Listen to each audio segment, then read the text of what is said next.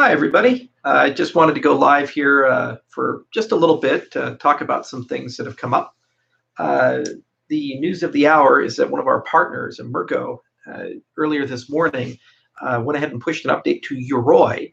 And that update, for the first time ever, gives Cardano support for a hardware wallet. So it's a Trezor wallet. It's pretty cool. Uh, and what's really exciting to me and why I think this is such monumental news and why I'm making a big deal out of it is this is the first time in the history of the Cardano project where something of this magnitude has been done without any effort, coordination, or input from IOHK. The Trezor integration that Emergo has done is 100% them. It's 100% their efforts, and they've done a real great job with it. And they'll make an announcement shortly soon, I suspect today or early tomorrow. And they have some videos and other cool things. But from our perspective on the IOHK side, this is a major milestone because it's a resilience milestone. It's basically saying that third-party developers are building things in our ecosystem, and they're just going ahead and doing it. They're not asking permission. They're not asking for input. They're just working real hard to get these types of things done. The other thing that's exciting is that Ledger support is the #1 requested feature we get from everybody in the forums. And Trezor support and Ledger support, they're not much different from each other. Trezor came a little sooner because there was some great work that was done there by Vacuum Labs and others. But Ledger is not too far behind. So given that we have support there, support on Ledger should probably come in the next month or two at the latest on the Yoroi side. Now, on our side, on the Cardano side, 2018 was all about learning about how to roll out a cryptocurrency for the exchanges, for the users, how to build a help desk, how to do a QA process, and what does it mean to actually have a cryptocurrency wallet in production and people barking and yelling at you every day about various things that they'd like or things that aren't working well. Now, as we move into 2019, we as an organization have gained an enormous amount of knowledge and experience and capability, and we're going to start rolling that knowledge, expertise, and capability into our product portfolio. So in particular, in the next few quarters, you're going to see Cardano Wallet, the reference wallet of the system, transform quite a bit. First, we'd like to have 2 implementations of Cardano Wallet's backend. So we right now have a Rust implementation, excuse me, a Haskell implementation, but we're also going to be rolling out a Rust implementation, and then the user can choose which code base that they want to use for the backend. Second, we're going to really double down on this whole concept of having an advanced user mode within the Cardano wallet. So we're going to have a terminal, and that terminal is going to allow you to do things like manually construct a transaction, manually do UTXO selection, run scripts that you can write kind of like a shell script within the wallet to automate a lot of wallet tasks, as well as to directly interface with things like the database and directly interface with the wallet itself. And eventually that terminal will be used to deploy smart contracts as well. So for the users of our testnet, if you've used Mallet to deploy smart contracts to the KEVM and into Yella, a lot of those concepts and ideas that we have there will be taken and put into Cardano Wallet for Plutus, as well as eventually the sidechain connections that we have for Yella and for the KEVM. So it's going to be an advanced user mode. It's a high priority, and now that we have a new wallet backend, it's something that we're going to be building our way towards a very systematic effort, and there's a whole dedicated team. Another thing is that our wallet backend is getting decoupled. So we've actually built it so that it's going to be in its own repo and it's going to be a standalone product, and that conceivably means that you can take that Haskell wallet backend and connect it to a different core. Our first experiment with that is going to be with the Rust Cardano client. So we'll take the new wallet layer, we'll connect it to the Rust client, and it should be able to connect to the Haskell client and the Rust client. But if ultimately other people can take that backend and they can use it for other products. And because it's been built in a very particular way, it may be abstracted to a point where you can use it for any UTXO wallet if you load a certain parameterization into it, meaning that you could conceivably, in a long arc, use this as a Bitcoin wallet system or a Litecoin wallet system, in addition to being useful for Cardano and so forth. We're also going to start putting a lot of resources into improving Haskell's portability. Right now, Haskell works great for certain infrastructure. If you're in the Linux world, huzzah. But if you're in the Windows world or the Mac world, things are a little harder. If you live in the browser, things are non-existent. There's things like GHCJS, but unfortunately, it's just not really good experience compared to things like ReasonML or ClojureScript. So given that Plutus is embedded within Haskell, if we're going to have a good experience with people deploying Plutus scripts and running those using template Haskell on the client side in addition to the blockchain on the server, we need to have a way of getting this into a browser. And there's two routes we can take. We can either go down the WebAssembly road and get a Haskell to WebAssembly compiler ready to go and make that a good experience, similar to how we can do that with Rust, or we can put more money and get GHCJS to reach equivalency with things like ReasonML or other platforms that do that. So we're having a big internal discussion with our team.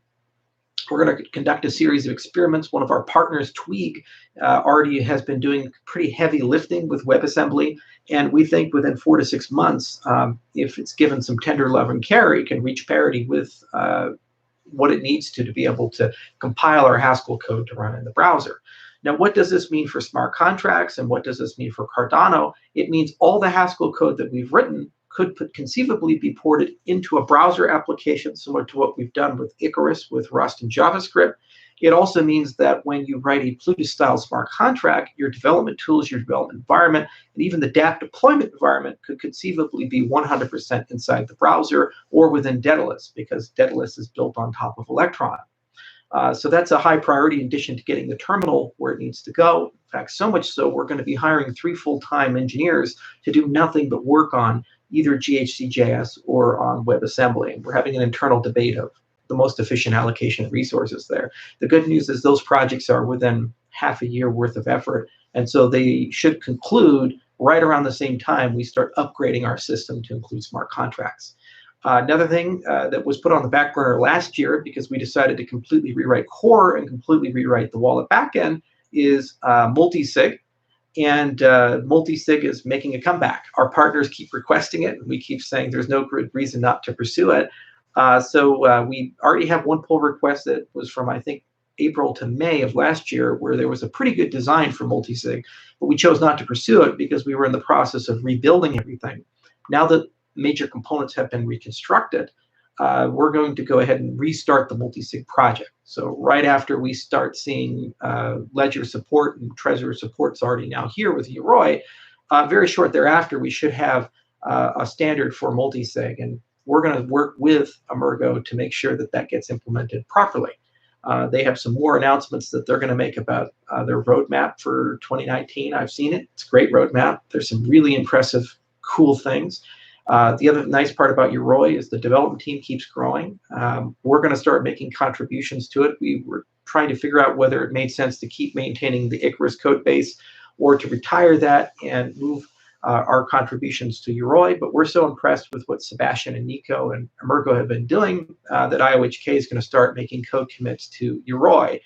So we can hopefully double the size of that development team, and we can very rapidly get wallet features out, but not just multi-sig and hardware support. These are fun, but also features like a delegation center for Yoroi, so you can stake your coins right within the browser and other such things. So that's going to be a nice open roadmap, and that's going to be exciting. So anyway, the good news, it's not super significant, but it is a major milestone to repeat, is the launch of Trezor support with Yoroi. And what's so exciting about it to me, again, is this concept that it was done 100% without IOHK engineers, IOHK input. It was just done by our partner. The other thing is it's getting considerably easier day by day, week by week for third parties to start integrating Cardano support. So as we move out of Q1, as we move through it, we'll expect to see lots of third parties like Shapeshift and Jax and others start picking up Cardano and supporting Cardano, because the implementation time and effort for that is quite low compared to what it was in 2018. As for me, one final thing, we're going to set up a workshop internally to discuss light clients for Daedalus. And one of the things we'd like to move the Cardano wallet platform to is to start, instead of as a full node, to start as a light node. So basically what would happen is it would download a small amount of data, get the UTXO, and then you'd instantly be able to use Daedalus, as opposed to having to wait for Daedalus to download the entire blockchain. there are some discussions about, given how we transmit our blockchain, given how our network stack works, and given how Ouroboros works, what's the most optimal way of doing a light client? But this is not an insurmountable challenge. And the advantage would be that when you download that, you just click it, it boots up very quickly, kind of like how Yoroi boots up quickly.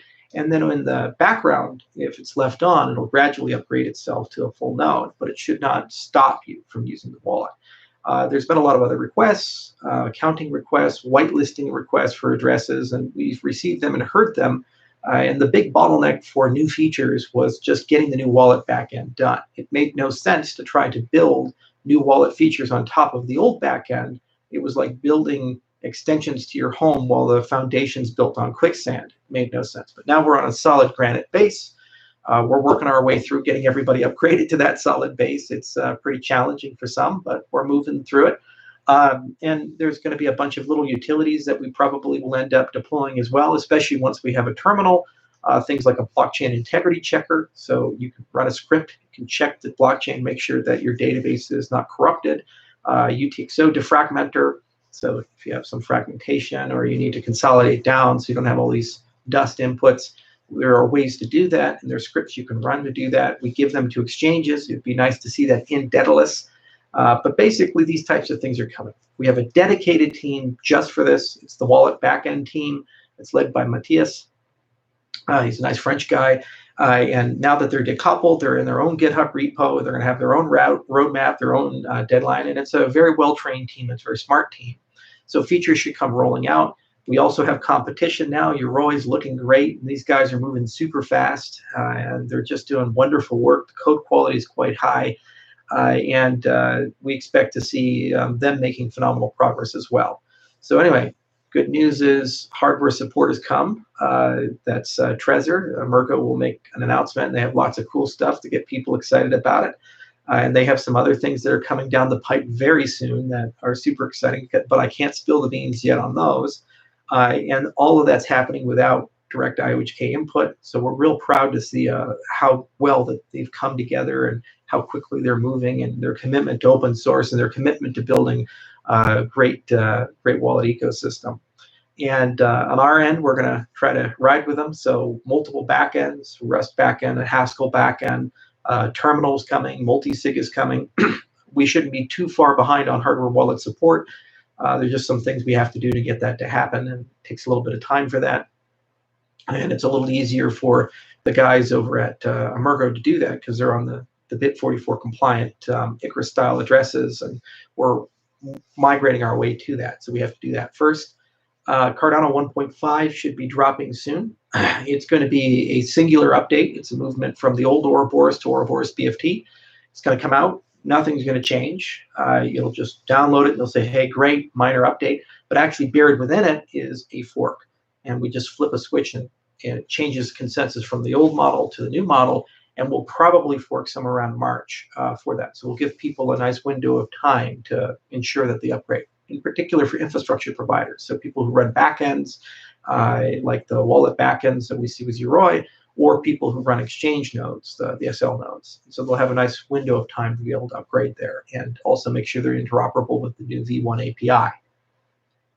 So going to be a busy year, guys, and thank you so much for all the patience. And if you're having trouble upgrading to 1.4, do file a bug report, take to the forums, talk to the technical support people. There also is a Telegram technical support channel. Speaking of Telegram, I mentioned this on Twitter recently, and I'd like to mention it again. There are two major Telegram channels. One channel is Cardano General, and the other is a channel called Cardano Community. Now, there's some legacy here. What happened was Cardano Community was created first. The Cardano Foundation had not invested any money at all or effort in community management. They just simply didn't care under Michael Parsons. And what ended up happening is that channel was basically led by a group of people who have become bad actors. And if you join the channel, instantly you're told Cardano is a scam, it's a horrible product, we're all bad human beings. Any news that comes out is obviously a lie or bad news. It's just not a good place for people to come. And I would posit that a large chunk of the people there are not even real accounts. But Anyway, it's a legacy channel, and no one should join it. In fact, the people who run it tried to sell it to us, and when we refused to buy it from them, they decided to just continuously attack us and say we're horrible human beings. So if you want good, moderated Cardano news and just communication in a channel I happen to be in myself, Cardano General is the correct channel, which has around 5,500 or something like that people. So my hope is we can retire the Cardano community and over time scale up the Cardano General channel. And there's moderators there, and there's dedicated technical support channels as well if you're having some issues. But anyway, for 1.4, just bear with us and get through it. If you're having trouble upgrading, it could be that you have a corrupted block database. The easiest way of resolving that is to delete the old database and to download a new one. It takes more time to do it. But if you're not able to migrate, that's probably the most likely cause. But do file a help desk report. And once everybody's on that foundation and we're on to 1.5, we're on the road to Shelley. And a lot of things are going to happen pretty quickly. All right. So happy New Year's, guys. Thank you so much for all the patience and support. And if you're a Trezor user, check out Yoroi. And very shortly thereafter, I hope Ledger support's coming. And then we can move on to the next big thing. Cheers, everyone.